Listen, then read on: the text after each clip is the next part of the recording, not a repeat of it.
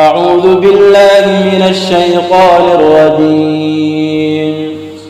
نبئ عبادي أني أنا الغفور الرحيم وأن عذابي هو العذاب الأليم. ونبئهم عن ضيف إبراهيم إذ دخلوا عليه فقالوا سلاما قال إنا منكم وجلون لا توجل إنا نبشرك بغلام عليم. قال أبشرتموني على أن مسني الكبر فبم تبشرون قالوا بشرناك بالحق فلا تكن من القانطين. قال ومن يقنط من رحمة ربه إلا الضالون. قال فما خطبكم أيها المرسلون. قالوا إنا أرسلنا إلى قوم مجرمين إلا آل لوط إنا لمنجوهم أجمعين إلا امرأته قدرنا إنها لمن الغابرين. فلما جاء آل لوط المرسلون قال إنكم قوم منكرون. قالوا بل جئناك بما كانوا فيه يمترون. وأتيناك بالحق وإنا لصادقون. فأسر بأهلك بقطع من الليل واتبع أدبارهم ولا يلتفت منكم أحد وامضوا حيث تؤمرون. وقضينا إليه ذلك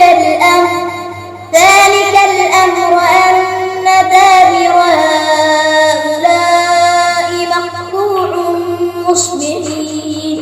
وجاء أهل المدينة يستبشرون. قال إن هؤلاء ضيفي فلا تفضحون. واتقوا الله ولا تخزون.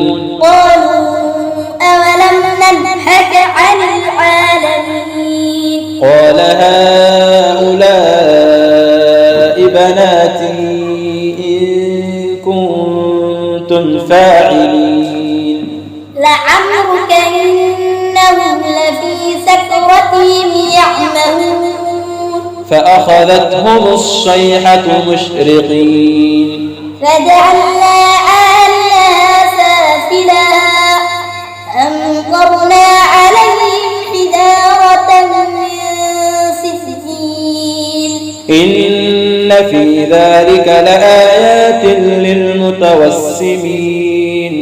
وإنا لبسبيل مقيم. إن في ذلك لآية للمؤمنين.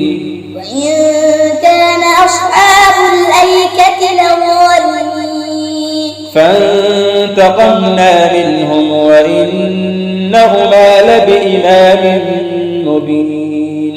ولقد كذب أصحاب الحجر المرسلين. وآتيناهم آياتنا فكانوا عنها معرضين.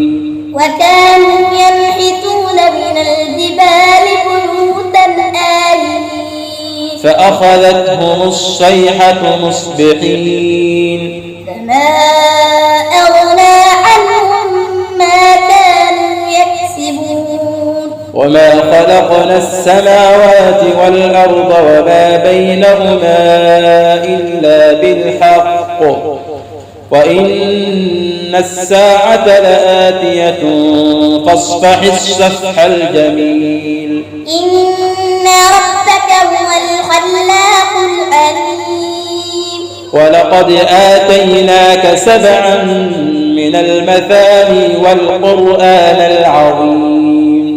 لا تمدن عينيك إلى ما متعنا به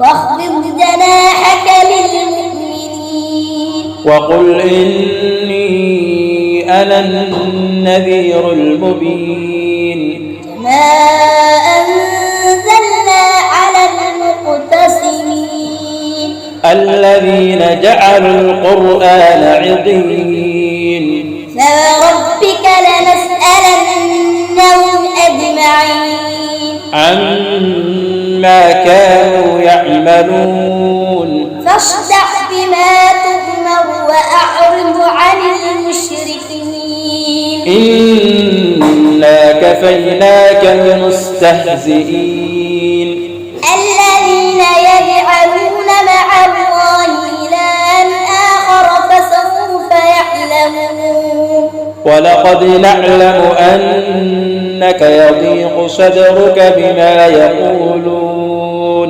فسبح بحمد ربك وكن من الساجدين واعبد ربك حتى يأتيك اليقين